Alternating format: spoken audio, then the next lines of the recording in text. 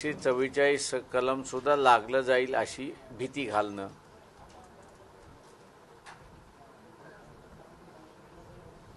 काल रात्री पोलिसांनी नोटीस दिली की परवानगी देण्यात येत नाही। आज आम्ही मुंबई कोर्टाच्या औरंगाबाद बेंच पुढे पिटिशन दाखल झालं। या पिटिशनमध्ये आम्ही असं म्हटलंय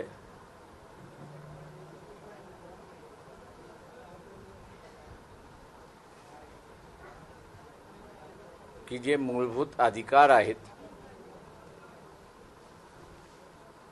आणि धार्मिक स्वातंत्र्य जे आहे हे ज्याला त्याला जसं वागायचं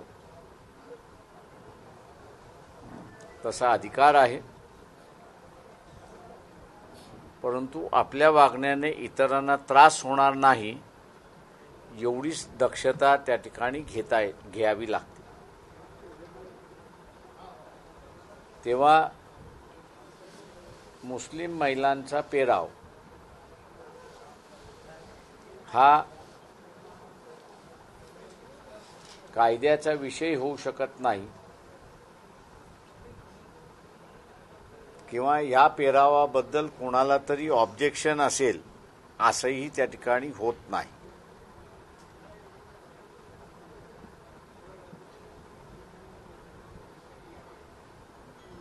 नंतर त्यांनी सांगण्यात आलं की आमच्याकडे आयबीचा रिपोर्ट आहे।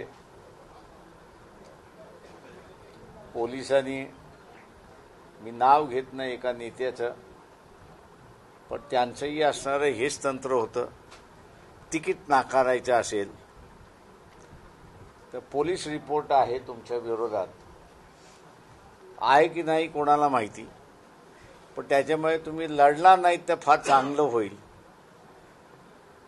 अशाच रीतीने पोलिसांनी सुद्धा आज कोर्टामध्ये बॅटिंग केली।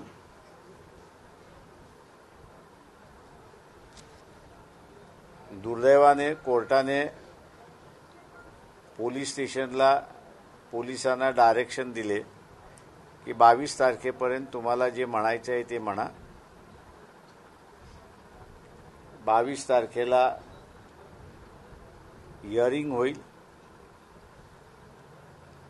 मी तोपर्यंत असायला अपेक्षा करतोय की कर्नाटक हायकोर्ट कदाचित उद्या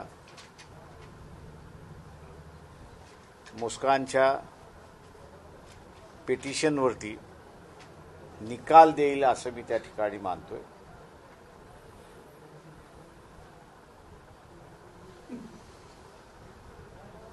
आतापर्यंत सुप्रीम कोर्टाने आणि हायकोर्टाने जोपर्यंत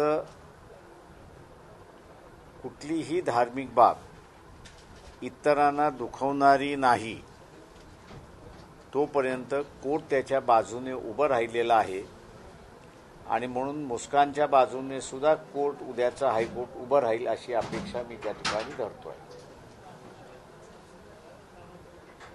22 तारखेला आम्ही टाकलेल्या रिट पिटिशनवरती सुनावणी होईल आणि तोपर्यंत जसं आहे तसं ठेवा असं सांगण्यात आल्यामुळे पूर्ण तयारी असूनही आम्ही कोर्टाच्या परिस्थितीला मान देत 22 तारखेच्या निर्णयानंतर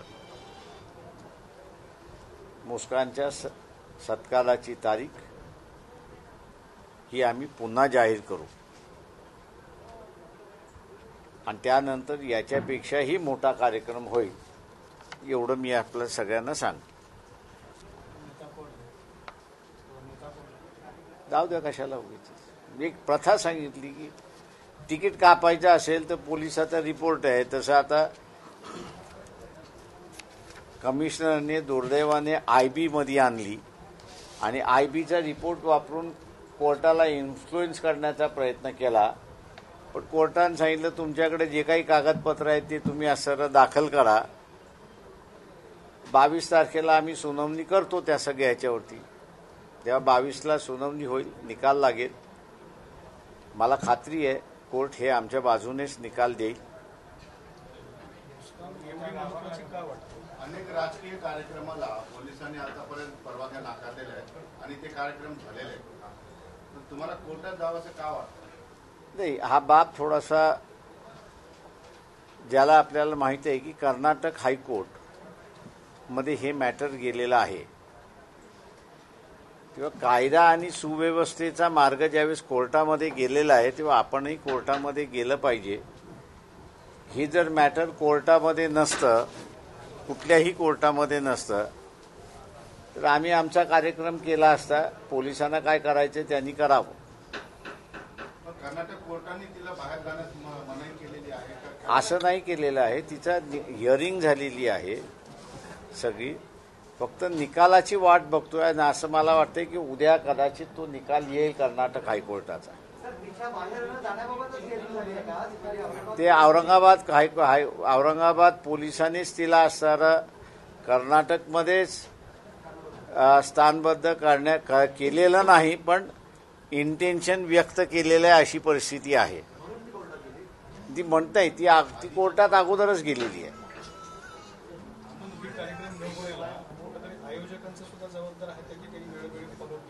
नाही, मी स्वतः म्हटलं ना, मी स्वतःच कमिशनरशी बोललो होतो आणि कमिशनरशी बोलून मी असं त्यांना म्हटलं की शांततेने हा कार्यक्रम तिथे होईल. सत्कार कोणाचा करायचा कोणाचा करायचा नाही हा म्हटलं होतं जनतेचा भाग आहे. कोणाला आवडो न आवडो हा म्हटलं व्यक्तिगत भाग आहे. कायद्याने म्हणा किंवा इतर कुठल्याही गोष्टीने बंधन असेल तर तुम्ही आम्हाला सांगा, आम्ही ते बंधनं पाळायला तयार आहोत. किंवा सत्कार कुणाचा होऊ नये असा जर कायदा असेल तर तो आम्हाला दाखवावा. त्यावेळेस कमिशनरने सांगितलं नाही तुम्ही कार्यक्रम घेऊ शकता, फक्त शांतता राहील एवढं असताना बघा. म्हटलं आम्ही शांतता राहील हे पाहतो त्याच्यामध्ये. आता त्यांनी जे आम्हाला नोटीस दिली आहे त्याच्यामध्ये कुठलाही मुद्दा त्यांनी उपस्थित केला नाही की या कारणास्तव आम्ही तुम्हाला, तेवढे शब्द नाहीये. रिपोर्ट त्यांनी पुढे ते आता कोर्टामध्ये आम्हाला कळलं. आयोजकांच्या बद्दलचा आयबीने काही गंभीर रिपोर्ट दिलेला आधी त्याबद्दल आता तो आता कोर्टापुढे येऊ द्या, मग कळेल कोणाच्या संदर्भातला आहे तो. अरे कोणाला विरोध करायचा असेल करा ना, आम्ही कुठे नाही म्हणतोय. ज्याला त्याला अधिकार आहे की विरोध करण्याचा. आम्ही कोणाचा अधिकार हिसकावून घ्या असं म्हणत नाही. शेवटी असं आहे त्याच्यामध्ये की कॉलेजला जाणारी महिला सुद्धा, मुलगी सुद्धा, डस्ट फार मोठ्या प्रमाणात आहे प्रत्येक शहरामध्ये, म्हणून ती स्कार्फ बांधून जाते. आता स्कार्फ आणि हे ज्या मध्ये काय फरक आहे हा असणारा कोर्टाच्या निर्णयावरती आपण थांबू. याला जर दादा असा विचार केला की हा सत्कार हा एक पॉलिटिकल अँगलने बघून सरकारने हा होऊ दिला नाही, कारण वंचितला याचा फायदा मिळू द्यायचा नाही, असंही राजकीय षडयंत्र असू शकतं पोलिसांच्या. आता मला पोलिसांनी तसं वागायचं की न वागायचं हे पोलिसांनी ठरवलं पाहिजे. मी कशाला कॉमेंट करू.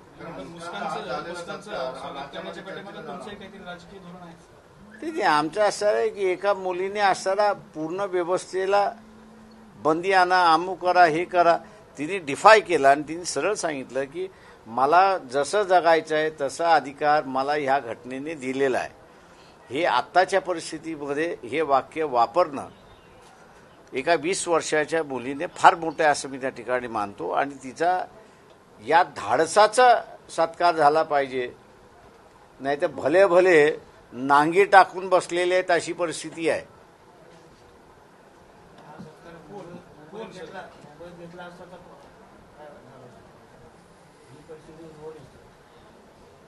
बदलाव होतोय म्हणून हा प्रॉब्लेम. आणि ते मला सांगता येत नाही की मुंबईला किंवा पुण्याला आम्ही घेतला असता किंवा नागपूरला घेतला असता काय परिस्थिती उद्भवली असती ती. औरंगाबाद हे औरंगाबाद एमआयएम आहे. तुम्ही जे नांगे टाकून बसलेत म्हटलं त्याचा संदर्भ काही आहे का? कधीतरी उघडतो ना, का काळजी करताय तुम्ही? कोणी कोणी नांग्या टाकल्या ते सांगतो ना तुम्हाला. एकाच वेळेस कशाला विचारता? पण हा याच्या मागे तुम्ही सरळ नाही सांगितलंय की मुस्लिम समाजात एका संघटनेला नुकसान झालं असतं, काँग्रेस, राष्ट्रवादी, शिवसेनाला. आता काय शिल्लक राहिले तो? म्हणजे हा फक्त सत्कार नाही. गोव्याच्या निर्णयानंतर आणि उत्तर प्रदेशच्या निर्णयानंतर काय शिल्लक राहिले? शिल्लक तर राहिलं पाहिजे आपल्याला खरखाटा उचलून टाकायला. पण हे राजकीय षडयंत्राचाच भाग आहेत असं तुम्ही. नाही, मी काय म्हणतोय तुम्हाला, काहीतरी शिल्लक तर राहिलं पाहिजे त्या ताटात. म्हणजे खरखट म्हणून तरी उचलून फेकून द्यायला काहीतरी शिल्लक राहिलं पाहिजे. थोडाचंही ताटातलं म्हटलं मी. पण सर, समाजातल्या ज्या काही वाईट परंपरा आहेत, म्हणजे बुरखा पद्धत असेल किंवा सती जाण्याच्या परंपरा, ह्या सगळ्यांना विरोध केला, मग तुम्ही हिजाबचं समर्थन ह्या माध्यमातून कसं करता? मी हिजाबचं समर्थन करत नाहीये. मी असं म्हणतोय त्या ठिकाणी की हिजाब घालून मुस्लिम महिला ज्या जर शिक्षणाकडे वळत असतील तर हिजाब हा पुढं करून तिचं शिक्षण का तुम्ही थांबवताय? पेराव करण्याचा असणारा अधिकार हा सर्वांनाच आहे त्या ह्याच्यामध्ये. आता हिजाब हा असणारा जो पेराव आहे त्याच्याबद्दल असणारं अनेक जणांचं मी जसं म्हटलं दुखणं असेल, पण आज हिजाब सारखाच पेराव कॉलेज जाणाऱ्या किंवा वर्किंग वुमन ज्या आहेत याही घालतात. हा निर्णय फक्त असताना तिथं ते होणार आहे, उरलेल्या सगळ्याच ह्याच्यावरती इफेक्ट होणार आहे. त्याच्यामुळे काही गोष्टी या प्रोग्रेसिव्हली तुम्हाला पुढे घेऊन जाव्या लागतात. ते एकाच वेळेस नाही घेऊन जाता येत. सुरुवातीपासूनच राजकारण होतं. हा अचानक निवडणुकीच्या काळात हिजाबचा मुद्दा कधी मांडला. उत्तर प्रदेशात निवडणुका होतात, ते झालं ना, ते उत्तर प्रदेशच्या निवडणुकीमध्ये झाला, पण त्याच्यामध्ये असणारा ज्या पद्धतीने फायदा झाला पाहिजे त्या पद्धतीने फायदा झाला नाही. 80 जागा विधानसभेच्या ज्या आहेत या 1000 मताने एसपीच्या पडल्या. आता पॉलिटिकली अनालिसिस मी असणारं केलं तर हिजाब हा तिथे वर्क झालाच नाही. जिथे मुद्दा वर्क झाला तो मायावती, काँग्रेस, एमआयएम यांच्यामुळे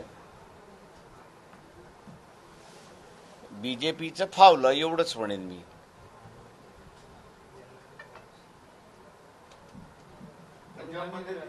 परिणाम काय होतील या निकालाचे?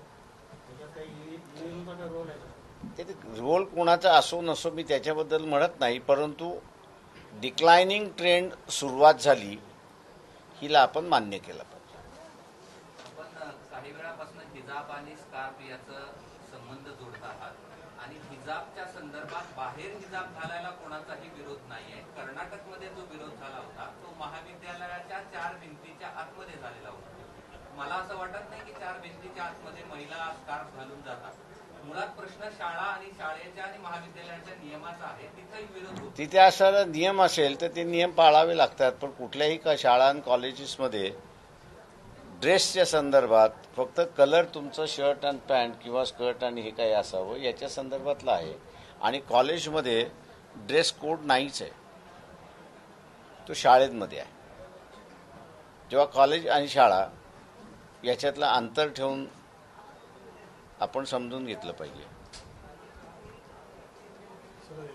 जिस स्टाइल से यूपी में एग्रेसिव अंदाज में 100 सीट लड़ाई, वही महाराष्ट्र में अप्रोच लेके चला था. आपने बहुत समझाया था कि लिमिटेड सीट पर लड़ा जाए, तो यहाँ के जो रिजल्ट आए करीब वही हालात वहाँ पर है.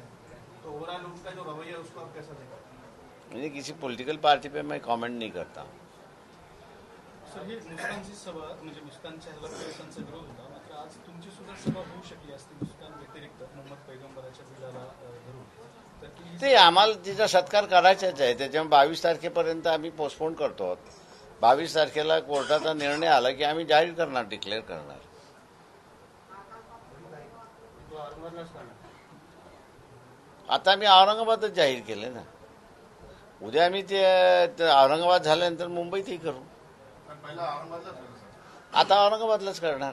आता कायदा आणि सुव्यवस्थेचा प्रश्न निर्माण होईल म्हणून पोलिसांनी परवानगी नाकारली आणि ते कोर्टात सुद्धा सबमिट असं मिळालं. आता पोलीस कायदा आणि सुव्यवस्था कधी नाही म्हणत. कोणाला मांजर मेली तरी म्हणतात कायदा आणि सुव्यवस्थेचा प्रश्न निर्माण झाला. 22 तारखेनंतर जर ती भूमिका पोलिसांनी घेतली तर कोर्टाचा निर्णय देईल. पुढे आम्ही म्हटलं की कोर्टाने सरळ सांगितलं त्यांना, तुमच्याकडे काय तथ्य आहे ते पहिल्यांदा आणून आमच्याकडे द्या आणि दाखवा. तेव्हा असताना कोणालाही कोणतरी धमकी देते, नामुक देते, यावरनं असणारं कोर्ट फंक्शनिंग करत नाही. अजून तरी कोर्ट इंडिपेंडेंटली फंक्शनिंग करते आणि म्हणून आज एवढ्या ताकदीने कोर्ट म्हणालं की तुमच्याकडे काय इन्फॉर्मेशन आहे ती असणारी आणा आमच्या समोर. आपण आणि आपले सहकारी जे आहेत ते असं म्हणतायत की काही दिवसांपासून पोलीस सहकार्य करत होते, परंतु आपणही सांगितलं की रात्री 11 वाजता नोटीस दिली. हो, काय असं घडलं यामध्ये आता आणि ते कुणी पोलीस घडवलं? ते कमिशनरलाच विचारा ना काय घडलं ते, मला काय माहिती. राजकीय हेतून असं घडलंय का आणि कुणी घडवलंय का? ते तुम्ही कमिशनरलाच विचारा, तोच त्याचं उत्तर देऊ शकेल. मी त्याचं उत्तर देऊ शकत नाही. सर हिजाब को लेकर जिस प्रकार से ये समीकरण बदला है, हालात बदले हैं, क्या आपको लगता है, आपको नहीं लगता सर कि अब ये हिजाब की आड़ में हिंदू मुस्लिम की राजनीति ये जब ये हो गया है? मेरे हिसाब से हिंदू समाज जो है वो जान चुका है कि धार्मिक तेढ़ निर्माण करके 8 साल अपने को राज किया है, लेकिन लूटा ही है और दूसरा कुछ हुआ नहीं है. और इसलिए यूपी के रिजल्ट मैंने कहा कि 80 सीट ऐसी है कि जो 1000 वोटों के अंदर से हार चुके हैं. यूपी में मायावती ने कहा कि अगर मुझे वोट नहीं देना है तो बीजेपी को दीजिए. कांग्रेस का जो प्रचार रहा वो अधिकांश सेक्युलर वोटों में रहा. एमआईएम का भी प्रचार जो रहा वो सेक्युलर वोट में ही रहा. और तीनों पार्टियों का सेक्युलर वोट पर प्रभाव डालने के बाद भी बहुत कम वोटों से जो है वो समाजवादी पार्टी का जो है नुकसान हुआ है. 1000 वोट बहुत भारी वोट है ऐसा मैं नहीं मानता हूं. इस बार इलेक्शन हार गए, लेकिन अगली बार जब होगा तब उसका नतीजा कोई अलग होगा ऐसा दिखाई देता है. सर हम देखते हैं हमारे प्राचीन भारत में हर कल्चर में, हर समाज के अंदर कई साड़ी का पल्लू लटकाया जाता है. क्या आपको लगता है सर हिजाब के प्रकरण जिस तरह निर्णय आएगा वो कहने का हर समाज पर प्रभाव पड़ेगा?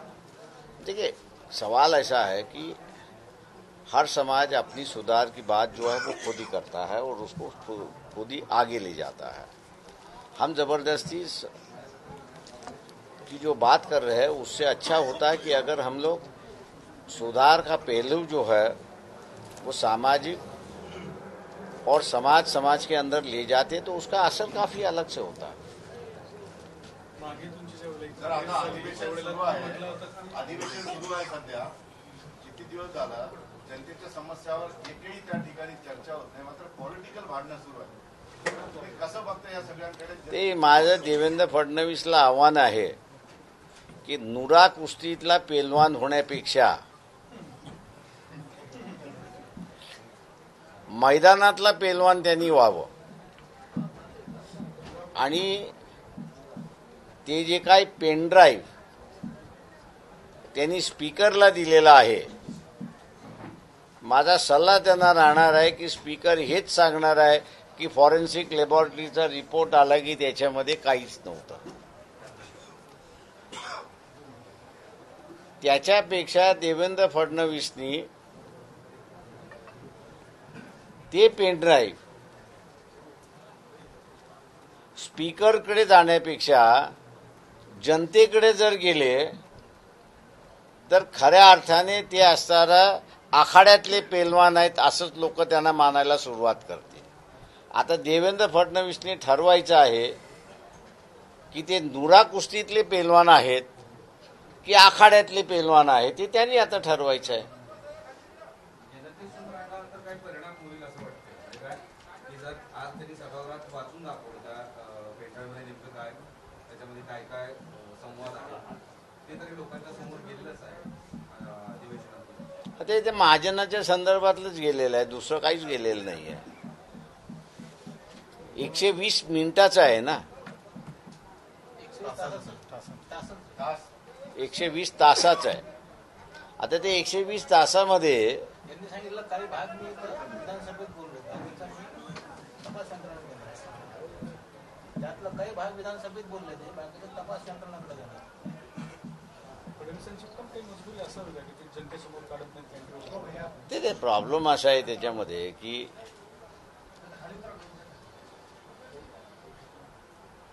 मुसलमानाची दाढी आणि हिंदूंची शेंडी असं राजकारण चाललंय का? मी तुझी दाढी पकडतो, तू माझी शेंडी पकड.